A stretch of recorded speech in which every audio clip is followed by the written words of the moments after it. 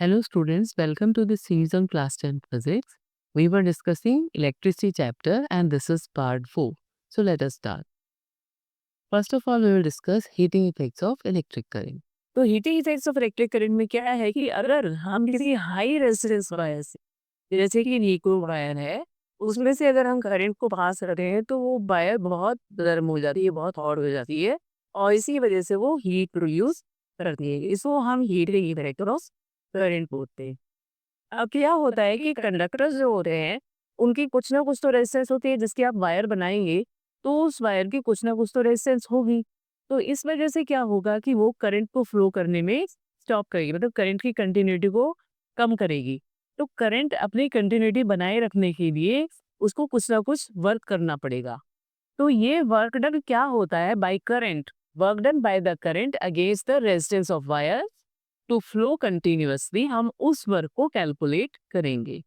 तो इसके लिए सपोज करिए कि आई करंट फ्लो कर रहा है किसी कंडक्टर में से जिसकी रेजिस्टेंस है आर और करंट फ्लो कर रहा है फॉर टाइम टी और वोल्टेज जो है across the conductor that is V. तो मतलब आप समझिए कि कुछ ऐसा सर्किट है जिसमें ये कंडक्टर है, this blue one, this is conductor, यहाँ पर एमीटर लगाया हुआ है और ये बैटरी है और इसमें से करंट फ्लो कर रहा है।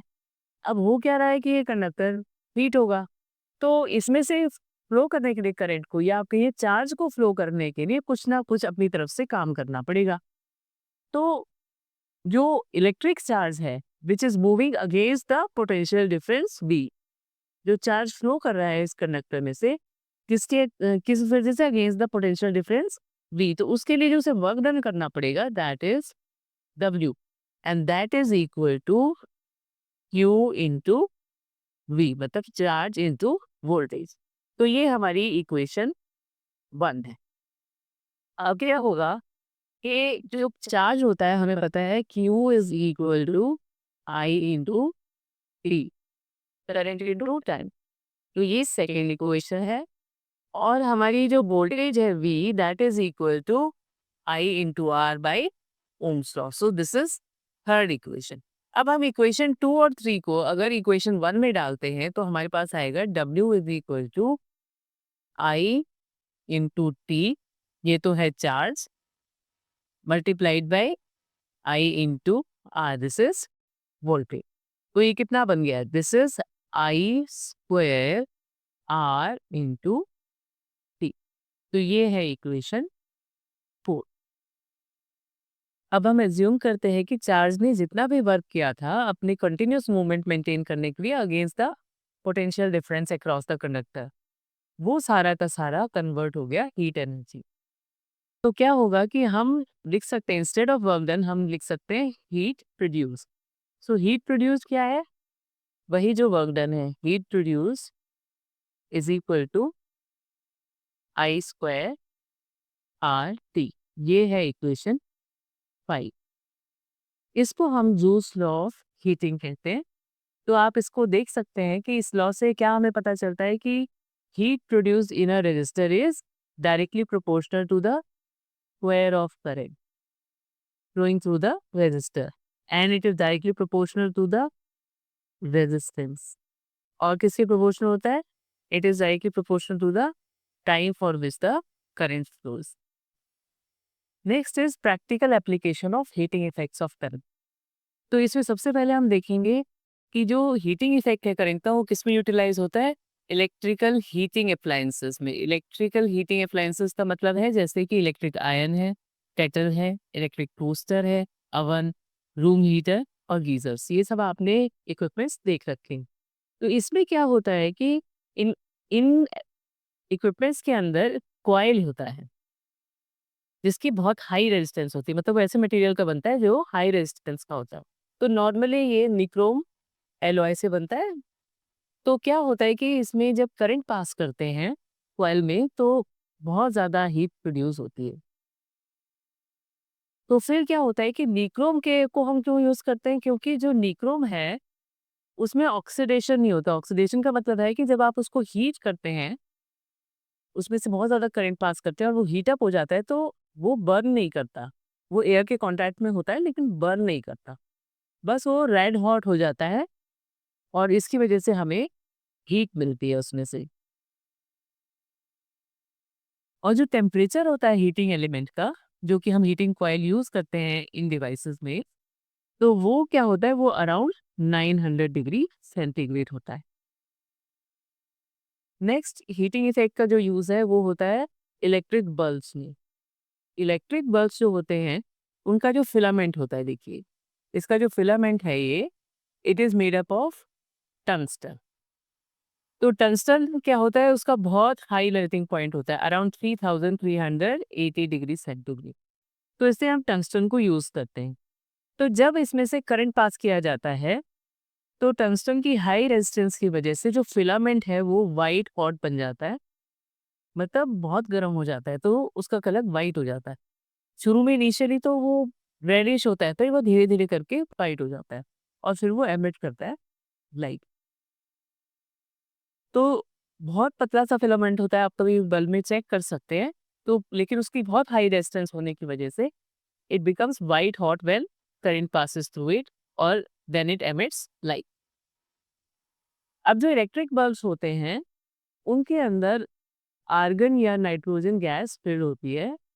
ये गैस अनरिएक्टिव होती है। अनरिएक्टिव मतलब ये रिएक्ट नहीं करती है, या इसमें दोनों का मिक्सचर भी हो सकता है, आर्गन या नाइट्रोजन का। इसकी वजह से क्या होता है कि जो टंगस्टन फिलामेंट है वो एयर के साथ मिलके बर्न नहीं होता। तो क्या होता है कि थर्मली आइसोलेट हो जाता है टंगस्टन फिलामेंट, क्योंकि अगर एयर प्रेजेंट होगी ना, तो ये जो फिलामेंट है ये इतना हॉट हो जाता है कि ये बर्न हो जाएगा। इसलिए इसको ऑक्सीजन से दूर रखने के लिए इसके चारों तरफ जो इलेक्ट्रिक जो ग्लास की कवर होता है, उसके अंदर अनरिएक्टिव गैस होती है, जैसे कि आर्गन या नाइट्रोजन या दोनों का मिक्सचर।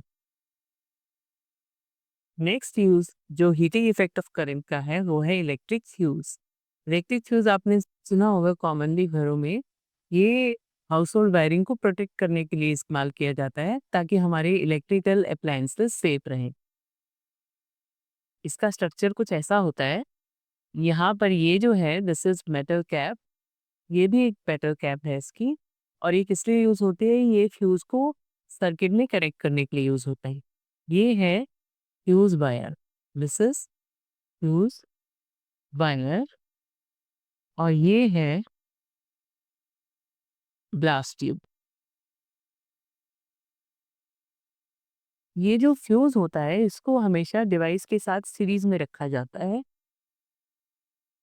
और इसके अंदर जो वायर यूज होती है वो नॉर्मली एल्यूमिनियम की जो फ्यूज वायर है वो कॉपर, आयरन या लेड की बनी होती है। ये इन मटेरियल्स की इसलिए बनी होती है ताकि इसका एक अप्रोप्रिएट मेल्टिंग पॉइंट रहे। अप्रोप्रिएट मेल्टिंग पॉइंट की क्या जरूरत है, जब भी ज़्यादा करंट पास होता है, जो भी हमारी स्पेसिफाइड वैल्यू है उससे ज़्यादा करंट फ्लो करता है सर्किट में, तो ये फ्यूज़ वायर जो है इसका टेम्परेचर बढ़ता है, और इसकी वजह से क्या होता है, ये मेल्ट हो जाती है, और मेल्ट होने की वजह से सर्किट जो है ब्रेक हो जाता है। तो इसकी वजह से हमारा जो करंट है वो फ्लो नहीं करता डिवाइस से, और डिवाइस खराब होने से बच जाती है। Next is electric power. Electric power क्या होता है, आप इसे बिल्कुल सिंपल भाषा में, जैसे पावर जो होती है वो होती है rate of doing work. Rate of doing work is power, या हम क्या कहते हैं, rate of consumption of energy. दोनों चीजें पावर को डिफाइन करती हैं। इन्हीं को ध्यान में रखते हुए हम इलेक्ट्रिक पावर को डिफाइन करेंगे कि इलेक्ट्रिक पावर क्या है। It is the electrical work done per unit time. This is electric power, electrical work done per unit time. उसको मैथमेटिकली लिखेंगे तो power is work done. Work done होता है डब्ल्यू से रिप्रेजेंट किया जाता है, टाइम टी से, और पावर को रिप्रेजेंट किया जाता है टी से। तो हम इसको ऐसे लिख सकते हैं, work done per unit time. अब इसमें हमने अभी स्टडी किया था W is equal to Q into V, और यहाँ पर हमने देखा था कि क्यू हम रिप्लेस करते हैं आई टी से, और वी को हम रिप्लेस करते हैं आई आर से। तो हमारे पास ये आ जाता है आई स्क्वायर आर टी। तो इसको हम सब्स्टिट्यूट कर सकते हैं पावर वाले फॉर्मूला में। पावर क्या हो जाएगी, I square R T by T. तो this is equal to I square R. तो एक तो ये पावर का फॉर्मूला है। दूसरा है, यदि हम इसको लिखें, जो आई है इसको हम ऐसे लिख सकते हैं, आई इंटू आर। तो ये आई आर हो गया वी। तो हमारा पावर का एक और फॉर्मूला आ गया, वी इंटू आई।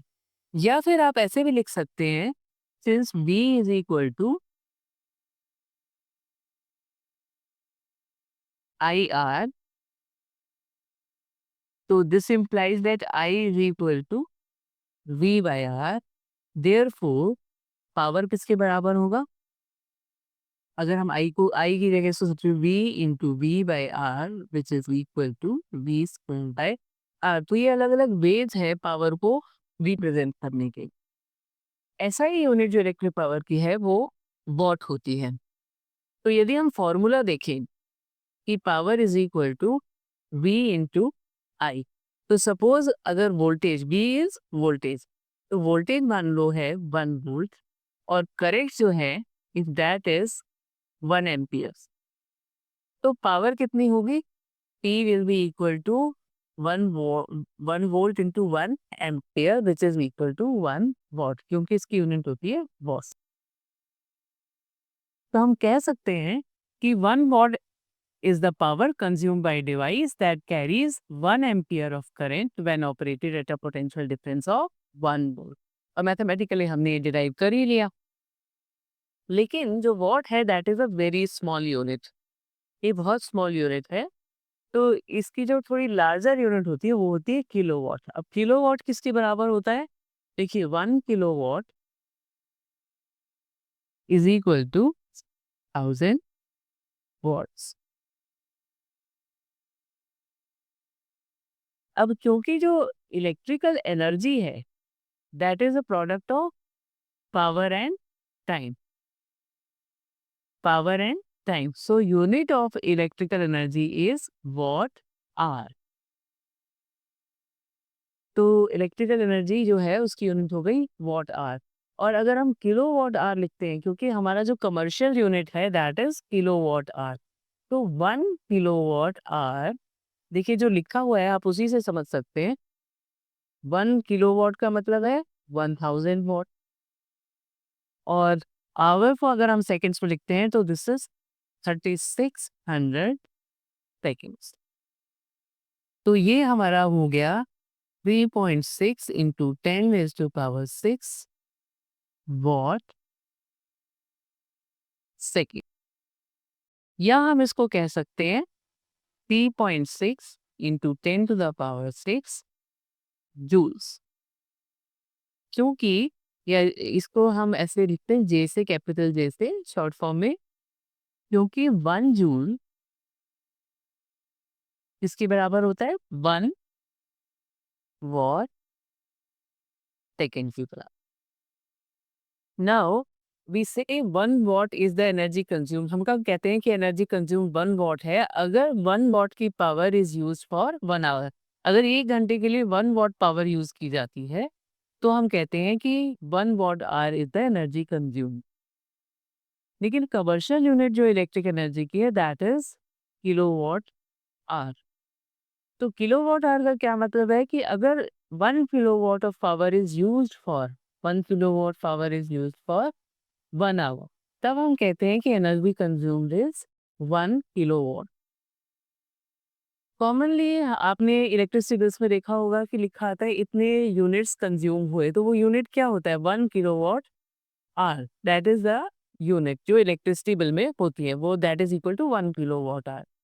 अब हम कुछ सिंपल यूनिट्स देख लेते हैं और कन्वर्जन्स देख लेते हैं जो आपके न्यूमेरिकल्स में काम आएंगी, जैसे कि 1 kilowatt is equal to 1000 watts. Then we have 1 kilowatt hour is equal to 3.6 into 10⁻⁶ joule. फिर आपने पढ़ा था heat produced, this we calculated in joules heating effect. Heat produced which is equal to I square R T. तो इसकी भी जो unit है that is joule. Then work done हमने कैलकुलेट किया था as I square R T, इसकी भी यूनिट जूल है। पावर वॉज बी इंटू आई, इसकी यूनिट होती है जूल पर सेकेंड। तो ये कुछ यूनिट्स हैं जो आपको याद रखते हैं, जो आपको न्यूमेरिकल सॉल्व करने में हेल्प करेंगी। तो इस चैप्टर में इतना ही है। I hope you must have understood. So thank you so much for watching.